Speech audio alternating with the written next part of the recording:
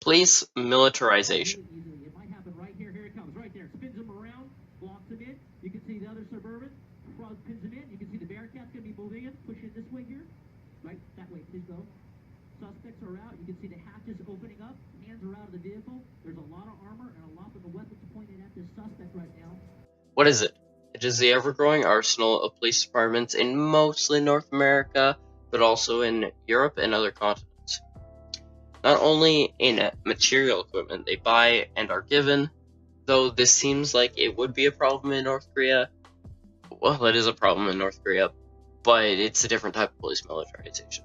North American European police militarization is a quote-unquote problem made up by socialist idiots who think that police keeping above criminals is a bad thing. I'm not saying if you think police militarization is bad, you're an idiot. I'm saying yes, like the guys that ran around in medieval times making a fool of themselves and usually ended up getting their heads chopped off. That type of fool. First, let's look at what this police militarized equipment is. Equipment like Bearcats or armored vans are considered too militarized because, well, it has armor, I guess. I really don't know. Most socialists don't explain the reasoning very well, and when they do, it doesn't make a whole lot of sense. Also, assault rifles. Socialists think that because they shoot bullets and can kill, it means they are militarized weapons, I guess. In fact, that is not true. The UMP and the M4, the most common police SMG and assault rifle, are actually civilian sold before they were military or police sold. So yeah. Next, sniper rifles.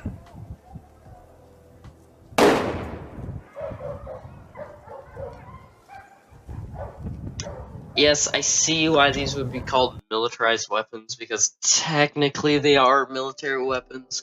But as you saw in the video, they save more lives than they take. The ammunition used are hollow points, which expand in a person's body to reduce collateral damage.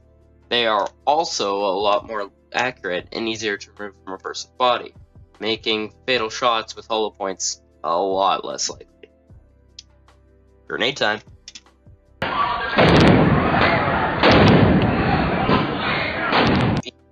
Flashbangs are the most criticized grenade because of the pain induced by one. But if you don't want to get flashbanged, don't riot or don't break the law. Both are possible and very easy. Also, they are militaristic. Deal with it. Smoke grenades are the weird one because most police departments don't use them and most people don't complain about them, which is weird because they're built for military purpose. They're one of the only things on this list that were built originally for military purpose, and no one cares that police departments have them. Pepper grenades are also weird, because no one complains about them, but people complain about pepper spray all the time. Pepper grenades are literally just throwable pepper spray. Why do people not complain about them? Otherwise, pepper spray was invented to ward off animals, so no, it's not military. Stop saying it is. Last and probably not least are personal carriers. Oh no, the big scary policeman is carrying more bullets. Man, they just really want to kill all the black people. Shut the hell up. First, more bullets is actually not more bullets. It's usually some sort of non-lethal round like beanbags or pepper spray. And very, very, very rarely is it actually extra bullets. Secondly, cops don't want to have to kill. Almost 100% of the time, it's either the officer or the suspect losing their life. The next topic is militarized tactics. A not so militarized tactic, the precision immobilized technique, or PIT, you might know it as the pit maneuver. Yep. 5916. Road is clear.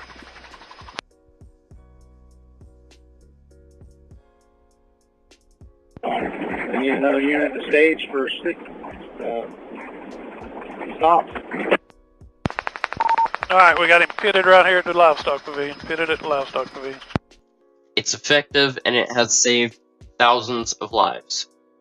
Okay, this one really isn't military, but it was put in place by MPs or military police to protect VIPs and was eventually perfected and brought over by the Germans. So, kind of. Next, the go high, go low tactic. Go high, go low tactic is used in hostage situations by the SWAT. It uses patrol officers and SWAT to accomplish. The first group, the go highs, are made up of mostly patrol officers and maybe a couple SWAT officers, and they push and watch the sides and the back and the front of the hostage building to watch for snipers or other people trying to stop the secondary group. The secondary group is entirely made up of SWAT officers, and they push the building and try to eliminate the interior threat and save the hostage. Both of these tactics have saved thousands of lives. Suspect and police.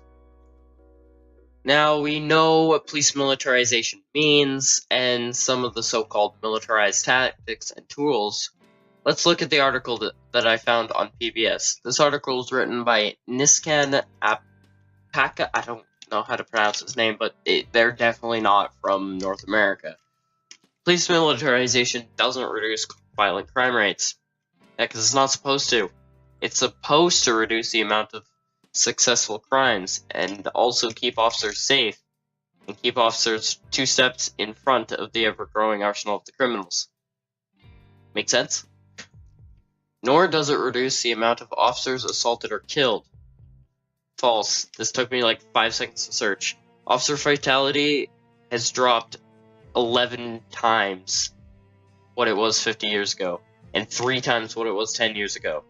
In Maryland, police are more likely to deploy SWAT in black neighborhoods. Not the hell?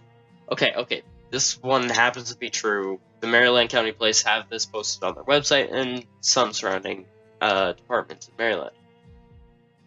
But do you want to know why this is? Because there is a 90% more warrants and situations in these neighborhoods that require SWAT. It's not because they're racist pricks. It's because the people in the neighborhood are racist pigists. I don't know. I tried to make a pun there and it didn't work very well. Now, why do the police need these weapons? Well, I kind of explained in the last few paragraphs, but the main reason is to keep in head with criminals. If the criminal is going hands or with a baton, or you want a taser. If the criminal is going with a knife or something sharp, you want a pistol. If the criminal has a pistol, you want a shotgun, and if the criminal has a shotgun, you want an AR. That's just how it works in the policing world. Now, police militarization isn't all sunshine and rainbows. There's still a lot of problems and concerns involving it, such as police departments spending a lot of money on their tools. For example, Lenco Bearcats, the most common police armored vehicle, starts at $300,000, and the LAPD has 28 of them. 28! That's $8.4 million that could have been used to hire new officers or even raise the pay for the officers that already work for that department. Another problem with police militarization is that people start trusting them less. Not because they don't feel safe, but if you see a 10-ton armored van rolling down your street, you're going to question their ability to catch criminals. Not only that, but it makes you really alienate those officers. Carrying 20 pounds of tools just to stop someone really makes people terrified of you. But yeah, just get the job done. How far have we gotten since the 1960s? Pretty far, actually. Way back 60, 50 years ago, all officers carried was a pistol and handcuffs. Sometimes it wasn't even handcuffs. It was also, could have been something like zip ties. Not even a half-an-inch thick vest. Nowadays, officers walk around with 30-pound duty belts, pepper spray, extra magazines for their pistol and their ARs, extra shells for their shotguns, 2 pair of handcuffs, flashlights, tasers, taser clips, and the list keeps going. But all this comes with upsides. First, officer fatality rates are 11 times lower than they were 50 years ago, and the criminals are now 110% less likely to kill an officer in a one-on-one engagement. Not only are there less officer fatalities, there is more successful arrests than ever. There is one major downside, though. There are a lot of criminal fatalities. Is there really a need to fuss over something that's saving lives? According to 65% of the world, apparently yes. But I hope if you don't already think police militarization is a good thing, maybe this video changed your point of view. And if you still don't believe me, how about you do some research for yourself and find out for yourself how much police militarization has made a difference in our world, our community, and in individuals that are related to both police officers and criminals.